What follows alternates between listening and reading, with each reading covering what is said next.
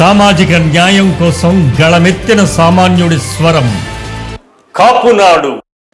Please subscribe our channel. నమస్కారం,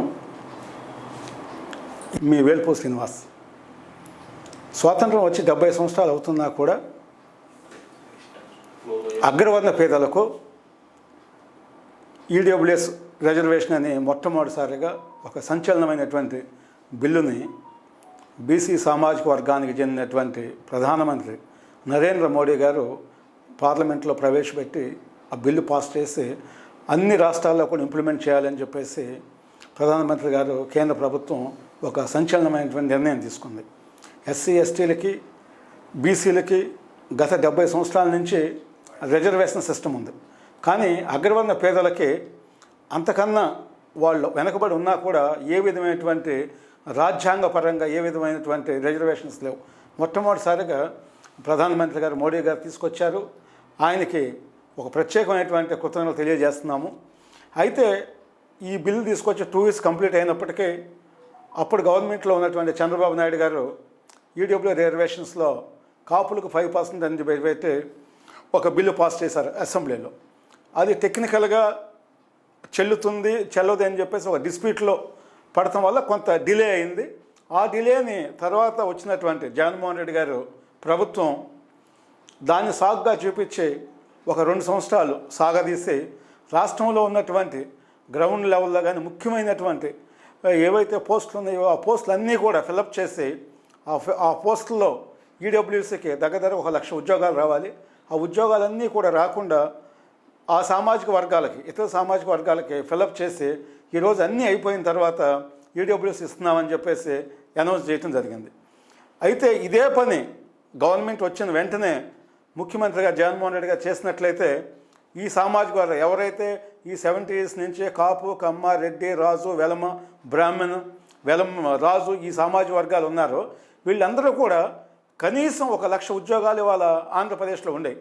అవకాశం లేకుండా చంద్రబాబు నాయుడు గారు ఒక రకంగా మోసం చేస్తే జగన్మోహన్ రెడ్డి గారు ఇంకో రకంగా దగా చేశారు. ఈరోజు ఈ రిజర్వేషన్స్ వల్ల ముందు ఇంతవరకు పోస్టులు ఇంకేమీ వేసినటువంటి పరిస్థితి కనపడలేదు. అయితే హామీలేమో మేము 6 లక్షలు 7 లక్షలు చేశామని చెప్పారు. ఇంకా ఉద్యోగాలు వీళ్ళు నోటిఫికేషన్ ఇస్తారో లేదో కూడా తెలియదు. అయితే రేపు వచ్చే గవర్నమెంట్లో కన్నా కూడా ఇవన్నీ కూడా ఒక ప్రాబ్లమేటిక్గా చేయకుండా ఇప్పటికైనా కూడా ఒక నిర్ణయం తీసుకున్నందుకు ప్రభుత్వం ఒక రకంగా లేటుగా చేసినా కూడా మ్యాక్సిమం నష్టపోయినా కూడా ఒక నిర్ణయం అయితే తీసుకుంది. అంతవరకే అభినందించాలి మనం.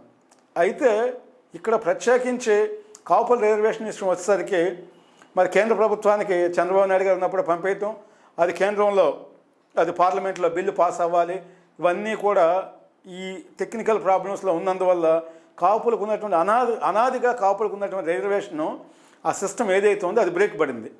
వాస్తవానికి కాపులకి రిజర్వేషన్స్ ఇచ్చినట్లయితే అంటే భారతదేశంలో ఒక బీసీ సామాజిక వర్గంలో ఉన్న ఒక కులాన్ని ఓసీ సామాజిక వర్గంలో కలపటం అనేది ఒక్క కాపుల విషయంలో జరిగింది.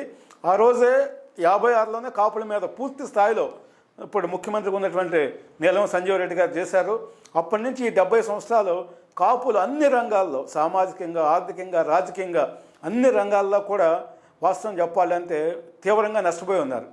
ఇప్పటికైనా కాపు సామాజిక వర్గం ఎడ్యుకేషన్గా ఇవాళ పైకి వస్తే తప్పితే వాళ్ళ అవకాశాలు లేవు. రాజకీయంగా కూడా ఎదగాలి. అన్ని రంగాల్లో ఇవాళ సోషల్ మీడియా కూడా వచ్చింది కాబట్టి ఆంధ్రప్రదేశ్ అంతా మనం చూస్తున్నాం. రాజకీయాలు మనీ, మీడియా, మాఫియా మీద ఆధారపడి ఉంది. కాపులు మాఫియా కాదు, కాపులకు మీడియా లేదు, కాపులకు మనీ లేదు. ఇలాంటి పరిస్థితుల్లో రాజకీయంగా చైతన్యం అయ్యి ఇతర అన్ని సామాజిక వర్గాలకు కూడా మనం పెద్దన్న పాత్ర పోషిస్తే తప్పితే ఆంధ్రప్రదేశ్లో సామాజిక న్యాయం జరగదు. ఈ 70 సంవత్సరాల్లో ఆంధ్రప్రదేశ్లో సామాజిక న్యాయం జరగలేదు. పూర్తిగా 70 సంవత్సరాలు 69 సంవత్సరాలు ఓసీ అగ్రవర్ణ సామాజిక వర్గాల వాళ్ళే పరిపాలన చేయటం, వాళ్ళే హోల్సేల్గా రాష్ట్రంలో ఉన్నటువంటి సంపదను మొత్తాన్ని కూడా హోల్సేల్గా లూటీ చేశారు. ఒక్క సంవత్సరం మటుకు దామోదర్ సంజయ్ గారు దళిత శిఖరంగా ఉన్నటువంటి ఆయన ముఖ్యమంత్రిగా చేశారు. ఆ రోజు రాయల పాలన అంటే శ్రీకృష్ణదేవరాయల పాలన జరిగింది. ముందు మనం అన్ని సామాజిక వర్గాలకు ఒక మంచి పరిపాలన కోసం మనమంతా కూడా మరో స్వాతంత్ర పోరాటం చేసి ఎస్సీలని, ఎస్టీలని, బీసీలని అందరినీ కలుపుకుని ఈ రాష్ట్రంలో రాజ్యాధికారం చేజిక్కించుకోవటం కోసం అందరూ కూడా కృషి చేయాలని మీ అందరినీ కోరుతున్నాను. వేల్పూర్ శ్రీనివాస్, సౌత్ ఇండియా కాపు అసోసియేషన్ జనరల్ సెక్రటరీ, ఆంధ్రప్రదేశ్ అధ్యక్షులు. నమస్తే.